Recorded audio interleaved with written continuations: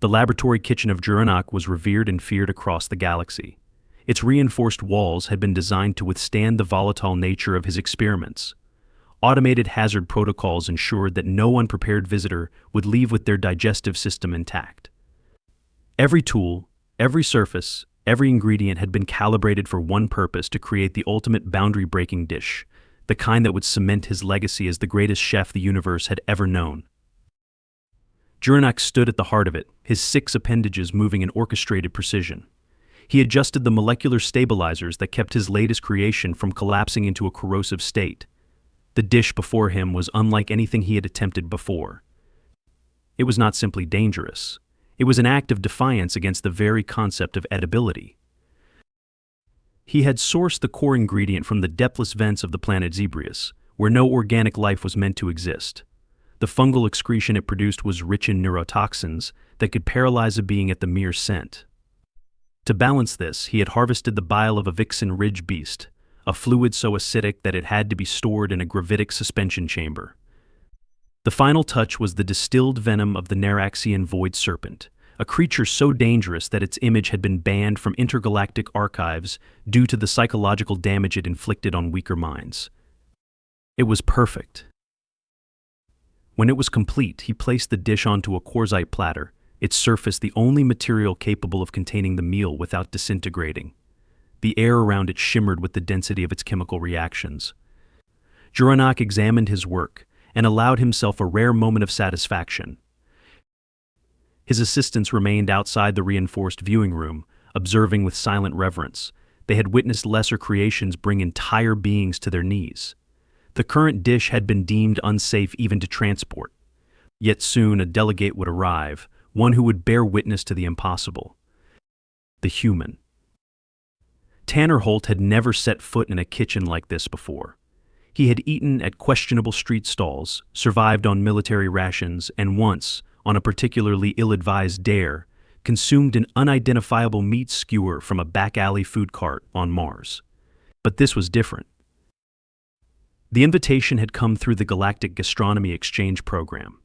He had skimmed the details, but the essence was simple humans were gaining attention for their absurdly resilient digestive systems, and someone had taken an interest in seeing just how far that resilience went. Standing in front of Juranak now, Tanner felt a bead of sweat form at his temple. The sheer intensity of the chef's gaze was enough to make him question every decision that had led him to this moment. Juranak's eye gleamed. "You are the designated subject." Tanner cleared his throat. "Yeah." Tanner Holt. "I'm here for the food." The assistants exchanged glances. One of them subtly moved toward a containment panel, adjusting the emergency medical settings. Juranak gestured toward the quartzite platter. "Before you is the culmination of my life's work. This dish transcends the feeble concept of nourishment. It is the boundary between endurance and annihilation." Tanner hesitated. The air around the dish wavered as though resisting its own existence. Juranak extended a utensil. It was made of reinforced kytherium, a metal usually reserved for starship hulls. "You may proceed," the chef said. Tanner took the utensil and exhaled. He had eaten some spicy food in his time. There had been a bar in New Shanghai where they served something called a Hellfire Noodle Challenge. He had completed it. Barely. Maybe this would be like that. He scooped up a portion of the dish, the gelatinous substance clinging unnaturally to the metal. He steeled himself and placed it in his mouth. The effect was immediate. It wasn't just heat. It was something deeper, something that bypassed the nerves in his tongue and went straight to his brain. It was pain distilled into its purest, most unrelenting form. His muscles tensed, his vision momentarily blurred, and for a fleeting second he was convinced his soul had left his body. And then it was over. He blinked, exhaled, and cleared his throat. Wow, that's got a bit of a kick. The silence in the room was deafening. One of the assistants clutched their head, their body trembling as they tried to process what they had just seen. Another let out a choked sound and collapsed. Juranak's eye twitched. A kick. Tanner wiped his brow. Yeah, like a slow burn. Kind of lingers in the throat. But it's not too bad. Juranak stared at him. The dish had been deemed inedible by some of the most resilient species in the known galaxy. Even the exotherians, whose digestive systems could process raw plasma, had refused to go near it. The meal was not supposed to be consumed. Yet the human stood before him, sweating, but entirely intact. Juranak turned toward his control panel, frantically scanning the dish. The readings were unchanged. The molecular structure remained as unstable as it had been before ingestion. There was no explanation. He looked back at Tanner. You experienced no catastrophic failure. Tanner rolled his shoulders. Nah. It kind of reminds me of this hot sauce I tried back home. My buddy Dave brought it back from someplace in the Caribbean. Made my eyes water, but it was good. The assistants were gripping the reinforced walls now, their bodies tense with disbelief. Juranak's appendages curled inward. The structural integrity of your body should be failing. Your cellular structure should be breaking down from within. Tanner frowned. Huh? No, I feel fine. Little warm, but nothing crazy. You got water. Juranak could not comprehend what he was witnessing. He had spent years perfecting this dish, ensuring that no life form could endure its potency. Yet here stood a human, mildly inconvenienced. The chef's world was shifting. Tanner, oblivious to the existential crisis unfolding before him, took another bite. Juranak felt something unprecedented. Fear. Juranak had never doubted his craft before. His creations had redefined the limits of consumption, pushing the boundaries of what was considered edible. Entire species had withered before his culinary innovations. Some dishes had been declared weapons of war. Yet here stood a human, calmly taking another bite, as if he were sampling a mid-grade stew. Tanner chewed thoughtfully. The heat was intense, sure, but he had dealt with worse. It had an oddly rich flavor beneath the spice, something almost smoky. His tongue tingled, and there was a warmth settling into his stomach, but it was manageable.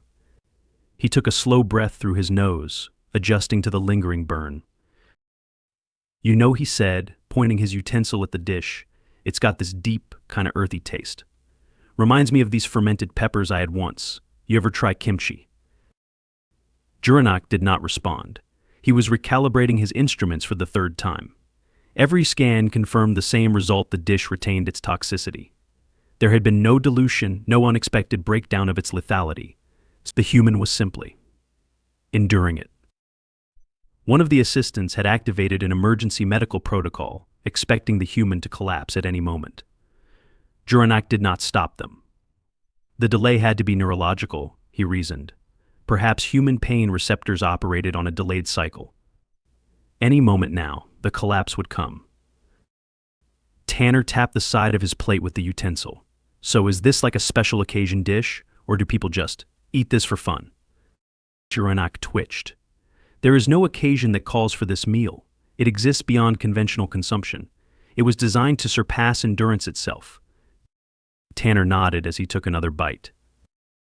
The assistant monitoring the containment barriers let out a soft, keening noise. Juranak stiffened. You are still consuming it. Tanner shrugged. Well, yeah, I mean, it's strong. Really strong. But once you get past the heat, it's actually kind of nice. Juranak turned to his assistants. Fetch the containment logs. I require every test result, every documented reaction to this meal. Two assistants rushed to comply, though their movements were sluggish with disbelief. Tanner wiped his forehead with the back of his sleeve. Yeah, it's getting to me a little now. Kind of feels like it's burning through my throat. He took a slow sip of water. That's normal, right? Juranak did not respond immediately. He was analyzing previous test subjects. The exotherians had suffered severe neural shutdown within seconds of exposure.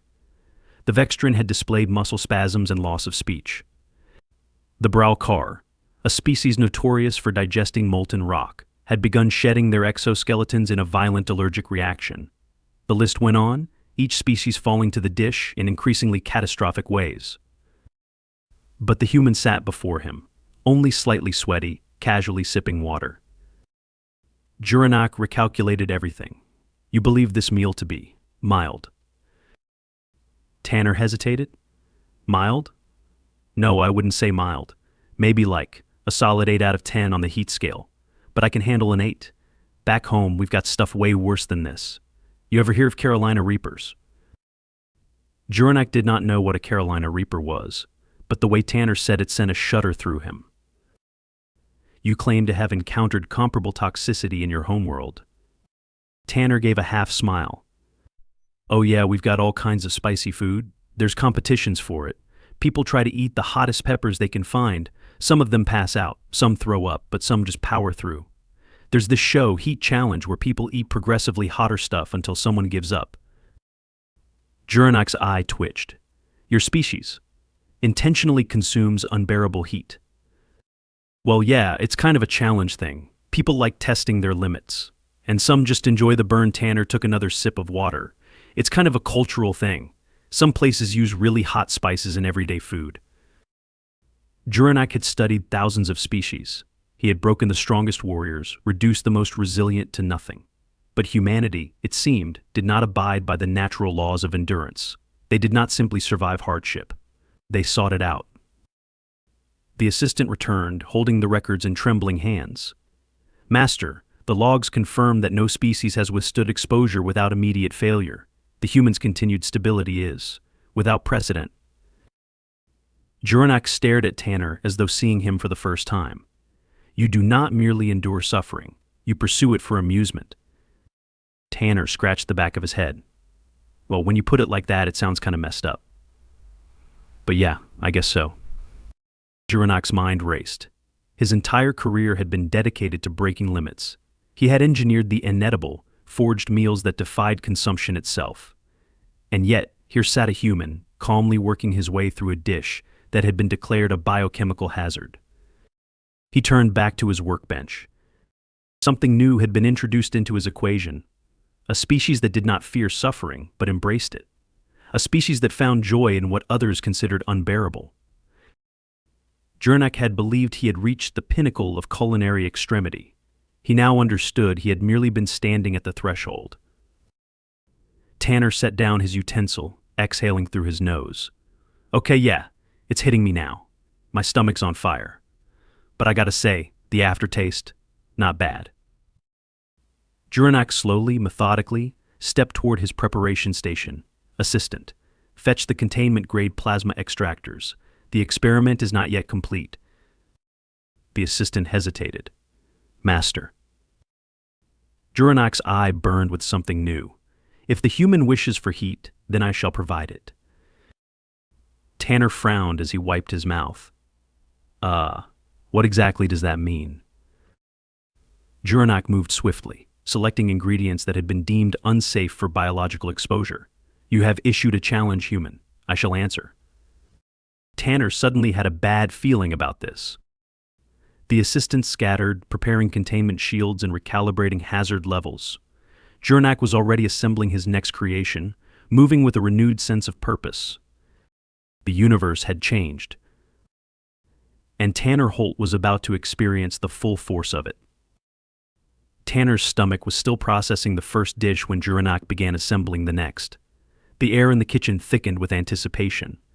Assistants scrambled to adjust hazard protocols, reinforcing barriers and deploying emergency neutralizers. The last time Juranak had moved with this level of intensity, half the facility had to be evacuated. Tanner, still seated at the reinforced tasting table, wiped sweat from his forehead. His gut burned with the lingering effects of the meal, but he had endured worse. He'd once eaten a bowl of Sichuan hot pot that had left him in a dazed, euphoric state for hours. This wasn't too far off. Juranak, however, saw things differently. The human had survived what should have been impossible. He had dismissed the dish as an 8 out of 10.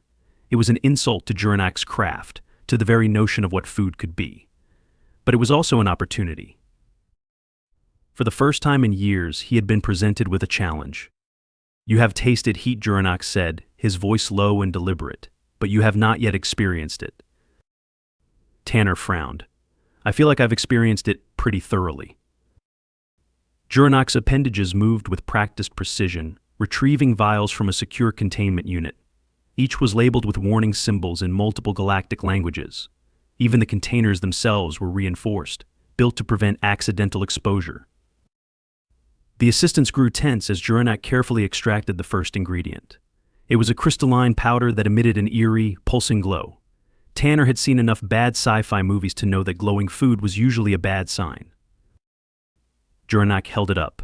This is Olvarian pyre dust. It bonds at the molecular level, ensuring that once it enters your system, it cannot be neutralized by any conventional means. It does not fade. It does not wash away. It remains. Tanner exhaled. That's concerning. Juranak did not stop. His next ingredient was kept in a magnetically sealed capsule, floating in containment fluid. When he opened it, the fluid hissed and immediately evaporated. Whatever was inside was not meant to be exposed to an oxygenated environment. This is Vesic spore essence, Juranak continued.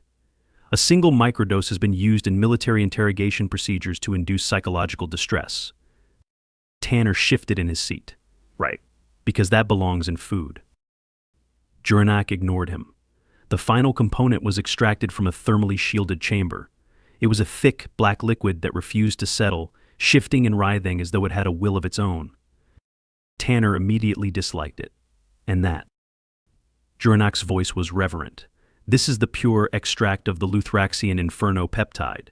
No organic being has ever survived direct exposure. Tanner swallowed. That seems excessive. Juranak's eye gleamed.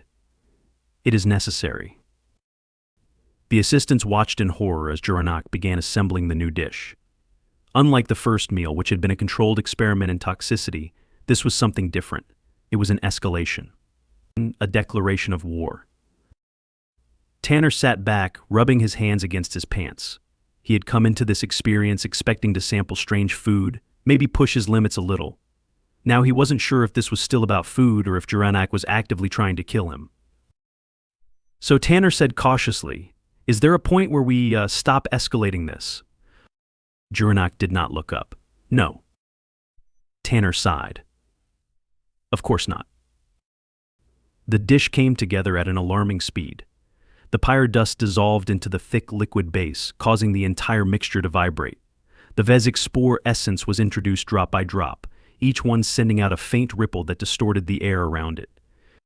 The final ingredient, the Luthraxian inferno peptide, was added with extreme caution. The moment the dish stabilized, the temperature in the room dropped. Tanner blinked. He wasn't sure if it was a real phenomenon or just his body reacting in self-defense, but the air felt thicker, heavier. It was as if the meal itself was generating an unnatural field around it. Juranak stepped back. His voice was quiet. It is complete. The assistants had retreated to the farthest corners of the room. Some had activated personal shielding. One was visibly trembling.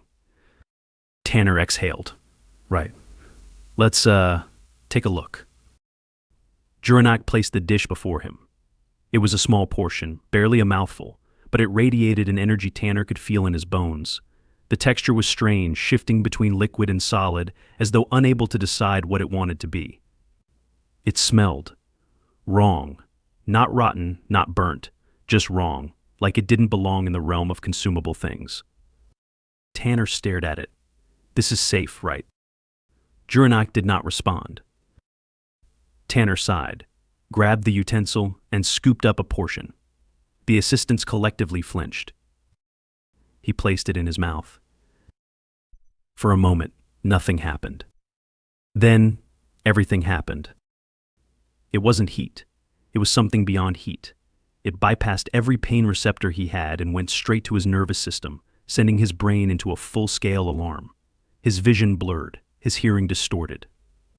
His bones felt like they were vibrating. Tanner gripped the edge of the table, sucking in air through his teeth. His whole body felt like it had been set on fire from the inside. Juranak leaned forward. You feel it now, yes? Tanner's face was drenched in sweat. His fingers tingled. He wasn't sure if he was breathing anymore. And then, gradually, it passed. Not completely. The burn remained, deep in his chest, lingering like a smoldering coal. But he could think again. He could see. He exhaled shakily, wiped his face, and swallowed hard. Juranak watched him, unblinking. You still exist. Tanner groaned. That was intense. Juranak's entire body tensed. Tanner coughed. His throat ached. His stomach hated him. His vision was still a little weird, but he was alive. And that meant he had won. He gave a weak smile. All right, I'll give this one a 9. Juranak staggered. The assistants gasped. One fell to their knees. Another simply walked out of the room, unable to process reality anymore. Juranak's breath was unsteady. A 9. Tanner chuckled hoarsely. 9 out of 10. Solid burn, definitely pushed my limits. But I'm still here, he wiped his mouth. Honestly, if it weren't for that weird vibrating effect, I'd probably rank it the same as some ghost pepper extracts back home. Juranak froze. His mind refused to accept what he had just heard. Tanner leaned back, cracking his knuckles. You really don't want to know what a 10 looks like. Juranak did not respond. He simply turned away, staring blankly at his workstation. His entire understanding of the universe had collapsed. And for the first time in his career, he did not know what to do next. Juranak stood motionless, his mind struggling to process the reality before him. His most lethal creation, a dish that had been deemed too dangerous, even for species that thrived in hostile environments, had been consumed by a human. Not only consumed, but dismissed as a 9 out of 10. The assistants remained in stunned silence. Some had deactivated their protective shields, no longer knowing what they were shielding themselves from. One simply sat on the floor, staring at nothing, their entire belief system shattered. Tanner exhaled, rolling his shoulders. The burn was still there, a deep warmth settled in his gut, but it wasn't unbearable. He had faced worse. He had willingly subjected himself to worse. Juranak slowly turned to face him.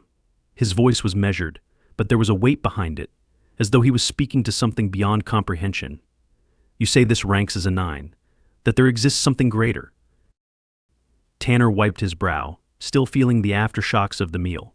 Well, yeah, I mean, this was definitely one of the hottest things I've eaten. Don't get me wrong, but humans. We have a weird relationship with pain. Some of us really like pushing the limits. There are competitions back home where people eat things that make them hallucinate. Some guy once drank a bottle of pure capsaicin extract and had to be hospitalized. But he was proud of it. Juranak's entire body tensed at that last sentence. You celebrate suffering. Tanner gave a half smile. Not all of us. That's the thing. You're looking at one of the weirdos. Most humans don't like this stuff. If you gave this dish to an average person on Earth, they'd probably pass out. Some would run for milk. Some would cry. There's a reason most restaurants back home have spice levels that stop at a medium. Juranak remained silent. He had not considered this. Tanner continued, rubbing his stomach. You got unlucky with me, man. I like spice.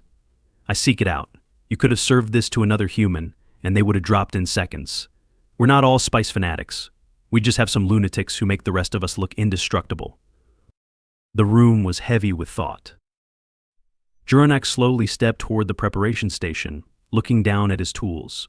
He had built his reputation on knowing the limits of taste, on crafting experiences that no one could endure. Yet now, he realized he had never truly understood endurance at all. It wasn't about strength. It wasn't about breaking a species. It was about something deeper, something uniquely human. Humans didn't just survive hardship. They chose it. They sought it out, tested themselves against it, laughed in its face, and then made a contest out of it. But at the same time, they weren't all the same. They weren't a monolith of spice-obsessed thrill seekers. They had variety, unpredictability. Juranak exhaled, the weight of this realization settling in his core. Tanner stretched, wincing slightly. So, I think I'm going to be feeling that one for a while. You got any yogurt or something? Helps with the burn. Juranak blinked. You consume dairy to neutralize heat. Yeah. Capsaicin bonds with receptors in the mouth, but dairy proteins break it down. It's science, Tanner smirked. You should try it. Might change the way you think about your dishes. Juranak considered this. He had spent his entire career escalating, pushing the limits further and further, but perhaps he had neglected something just as important. Perhaps the true mastery of spice wasn't just in its intensity, but in its balance. Slowly, he turned to his assistants. Retrieve the neutralizers. Prepare a dish with calculated contrast. Something that soothes as it burns. The assistants hesitated before moving, still dazed. They did not know what their master was planning, but they obeyed. Tanner sat back, sighing in relief as a cooling yogurt-based dish was placed before him. He took a bite, feeling the heat in his body begin to settle. Juranak watched closely. Does it ease the suffering? Tanner nodded. Yeah, this is the good stuff. Balance, man, that's the key. You can go for heat, but you gotta pair it with something. That's where the magic happens. Juranak's eye glowed with something new. Understanding. The kitchen, once a battleground of endurance, now became something else entirely, a place of learning. The assistants moved with renewed purpose, experimenting with counterbalances, testing how opposing flavors could create harmony. Tanner sat back, grinning. So, does this mean I get a lifetime discount here? Juranak exhaled slowly. You have survived my greatest creation. If I were to charge you, it would be an insult to the art. Tanner chuckled. Nice. Guess I'll be coming back then. Juranak did not respond immediately. He simply observed the human before him, this bizarre, resilient creature who had upended everything he thought he knew. Perhaps, he thought, humans were not the ones who needed to be tested. Perhaps it was time to test himself. And so, for the first time in years, Juranak did something he had never done before. He took a bite of his own dish. The assistants gasped. Tanner raised an eyebrow. Oh, this I gotta see. Juranak's eye twitched as the heat spread through his system. It burned, it hurt, but there was something else, something beneath the fire. A depth of flavor he had never truly felt before. For the first time, Juranak experienced his own creation. And he understood. The human watched him, waiting. So. Juranak exhaled, the fire still coursing through him. He set the utensil down and met Tanner's gaze. 9. Tanner burst out laughing. The assistants, still shaken, slowly began to chuckle as well.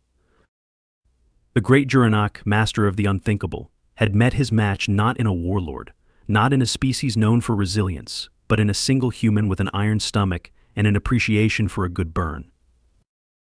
And in that moment, as laughter filled the once silent kitchen, Juranak knew his work had only just begun. The true art of spice was not destruction, it was balance. And perhaps, just perhaps, he had found a worthy rival.